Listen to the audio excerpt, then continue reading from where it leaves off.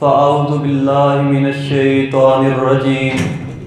बिस्मिल्लाहिर्रहमानिर्रहीम।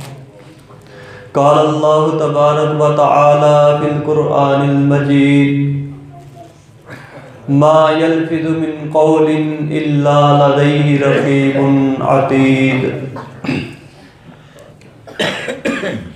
वो कोई भी बात नहीं बोलता मगर उसके पास एक निगरान मौजूद होता है।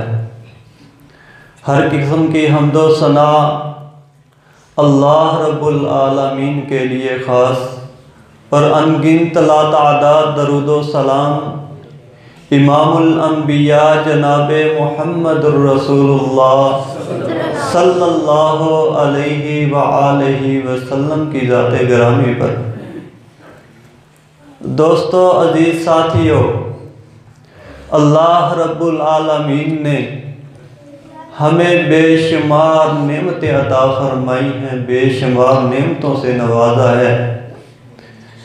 अगर हम उनका शुमार करना चाहें, उन्हें गिनना चाहें तो हम गिन नहीं सकते। अल्लाह रब्बुल आलमीन ने जो हमें बड़ी बड़ी नेमतें अता फरमाई हैं, उनमें से एक नेमत ज़ुबान की सूरत में अता फरमाई है। ज़ुबान दो धारी तलवार की तरह होती है। अगर इसे अल्लाह रब्बुल आलमीन की इताअत में, ज़िक्र व अज़कार में, कुरान मजीद की तिलावत में, नेकी का हुक्म देने में, बुराई से मना करने में इस्तेमाल किया जाए तो ये इस नेमत पर अल्लाह रब्बुल आलमीन का शुक्र अदा करना है। और अगर इसे अल्लाह की नाफरमानी में, झूठ में, चुगली में, ग़ीबत में, अल्लाह की नाफरमानी वाले कामों में इस्तेमाल किया जाए तो ये इस नेमत पर अल्लाह की नाशुक्री है। ये इस कदर अहमियत की हामिल है कि जिस्म के तमाम अज़ा में से जिसको कलमा शहादत, अल्लाह रब्बुल आलमीन की तौहीद और प्यारे पैगंबर सल्लल्लाहु अलैहि वसल्लम की रिसालत का इकरार करने का शर्फ हासिल हुआ है तो वो ज़ुबान है। बाकी तमाम अज़ा, ज़ुबान बोल सकती है, कान सुन सकते हैं, आंखें देख सकती हैं, लेकिन ज़ुबान ऐसी नेमत है जो इन सब को बयान कर सकती है। ज़रा जितनी बड़ी नेमत होती है इतनी ही ज़्यादा एहसास होती है, इतना ही उसे सोच समझ कर इस्तेमाल करना पड़ता है। फरमाया अक्सर ख़ताया इब्ने आदम फ़ी लिसानिही, इब्ने आदम की अक्सर गलतियाँ उसकी ज़ुबान की वजह से होती हैं। आज अगर हम मुआशरे पर नज़र दौड़ाएँ, ये लड़ाई झगड़े दंगे फसाद इस ज़ुबान के गलत इस्तेमाल की वजह से होते हैं। अगर हम इसे सोच समझ कर सही तरीके से इस्तेमाल करें तो ये जो मुआशरा है अमन का बस बन सकता है। जनाब अब्दुल्लाह बिन मसऊद रज़ी अल्लाह ताला अन्हु सफ़ा मरवा का चक्कर लगा रहे हैं और साथ फरमा रहे हैं या लिसानु कुल खैरन तगनम वस्कुत अन शर्रिन तस्लम मिन क़ब्ली अन तंदम। ए ज़ुबान खैर की बात कहे तो गनीमत में रहेगी, फ़ायदा हासिल कर लेगी, शर से खामोश रहे तो महफूज रहेगी।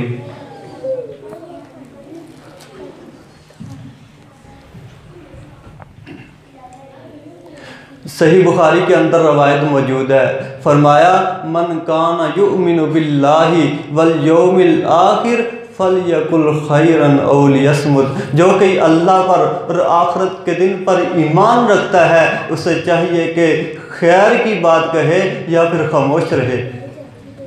खैर की बात क्या है? नेकी का हुक्म देना खैर की बात है, बुराई से मना करना खैर की बात है, किसी को अच्छा मशवरा देना खैर की बात है। फरमाया जो अल्लाह पर और आखिरत के दिन पर जिसका ईमान है, जिसे पता है कि हमने हिसाब देना है क़यामत वाले दिन, वो उसे चाहिए कि खैर की बात कहे। अगर खैर की बात नहीं कह सकता तो फिर खामोश रहे, ये उसके लिए बेहतर है। एक रवायत में आता है मन समातन निजात, जो खामोश रहा वो निजात पा गया।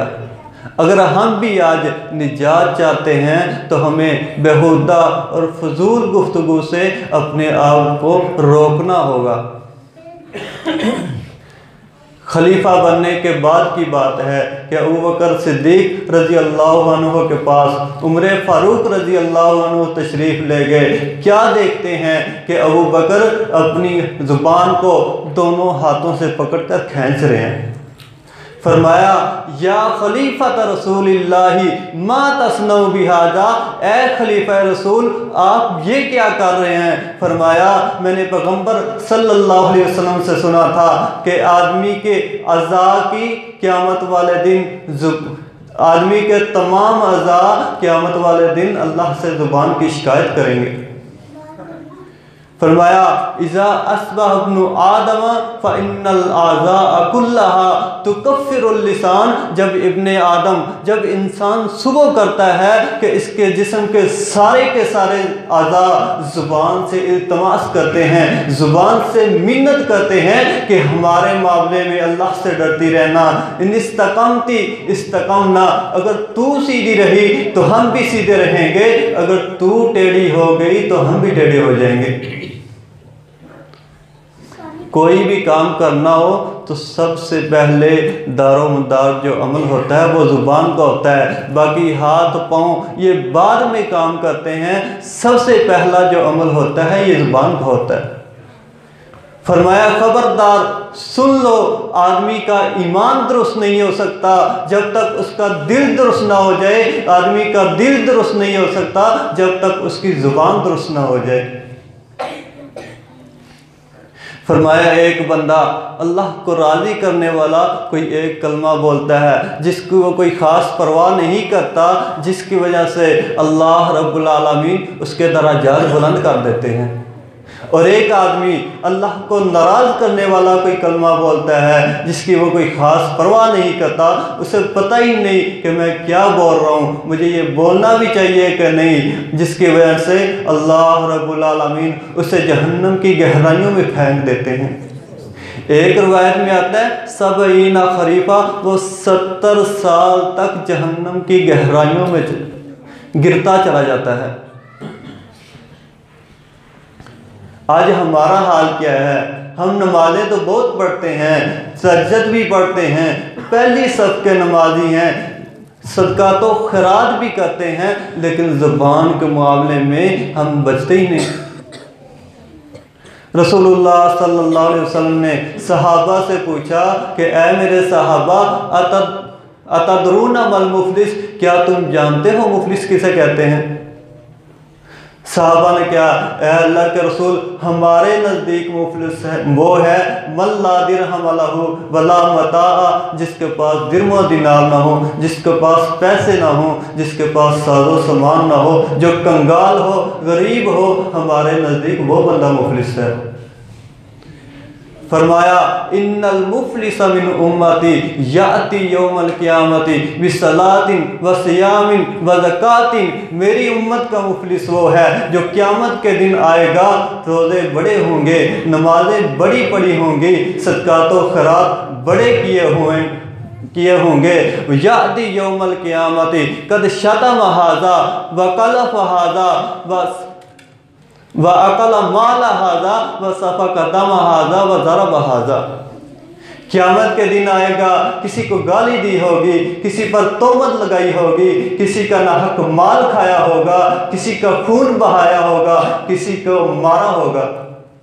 अल्लाह ताला फरमाएंगे इसकी जो नेकियां हैं इनमें तकसीम कर दो, अगर नेकियां कम पड़ गई तो उसके जो गुनाह हैं उनके गुनाह इसके खाते में डालकर इसे जहन्नम में फेंक दिया जाएगा। नेकियां तो बहुत थी, नेकियों के पहाड़ थे, लेकिन ज़ुबान की वजह से दूसरों के भी बोझ लेकर जहन्नम में चला गया। ज़ुबान की वजह से इंसान को जिन आफात का सामना करना पड़ता है, जिन मुसीबतों का सामना करना पड़ता है, उसमें से एक मुसीबत झूठ भी है।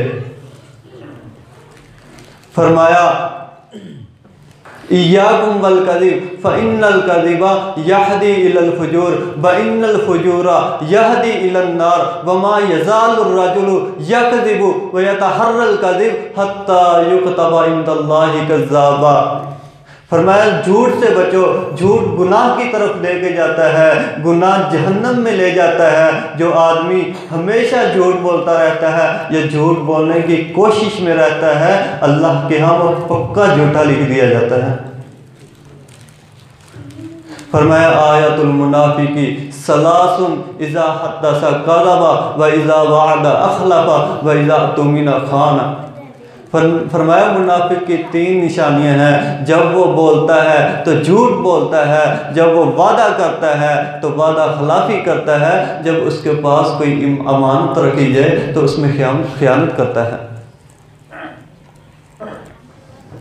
आज सोशल मीडिया का दौर है। आखिरी बात करके मैं अपनी बात को ख़त्म करता हूँ। आज हम झूठ बड़े शौक़ से बोलते हैं, झूठ सोशल मीडिया पर फैलाते हैं, लेकिन हमें पता ही नहीं होता कि इसका अंजाम क्या हो सकता है।